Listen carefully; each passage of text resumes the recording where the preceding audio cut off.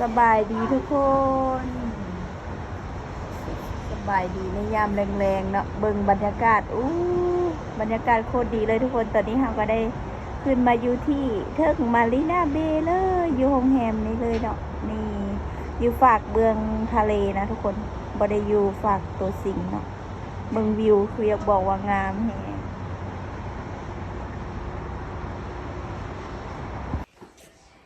นี่อันนี้จะเป็นห้องคาราโอเกะนะทุกคนผู้ใดอยากมาห้องเพลงแถวนี้ก็ได้เลยนะนี่มีใหม่อีกได้มีใหม่คู่อีกโจใหญ่ได้ใจเลยวิวอันนี้จะเป็นห้องบอลโต๊ะกินข้าวเดี๋ยวจะพาไปเบิ่งห้องนอนอันนี้จะเป็นห้องคอนเนคติ้ง2 ห้องนอนนะทุกคนนี่ห้องหนึ่งอันนี้ห้องน้ำพอดีที่นอนเอาไว้คนหนึ่งตำนานคนหนึ่ง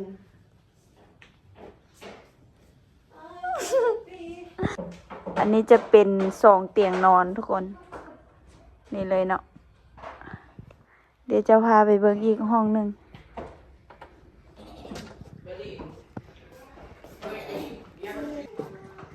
นี่อันนี้จะมีเตียงคู่เมื่อกี้นี้นี่2 เตียงก็มีวิว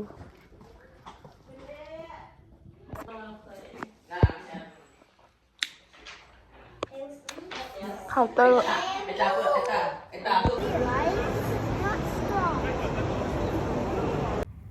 อันนี้จะเป็นบรรยากาศในตอนค่ำแล้วนะทุกคนมีเขาจะเปิดไฟเนาะ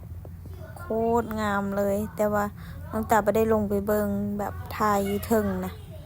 ทายอยู่เทิงตึกพี่เนาะวิวงามแฮงอยู่เบื้องตัวสิ่งตัวนี้นะทุกคนอยู่ทางเบื้องตัวสิ่งเนาะมันจะมี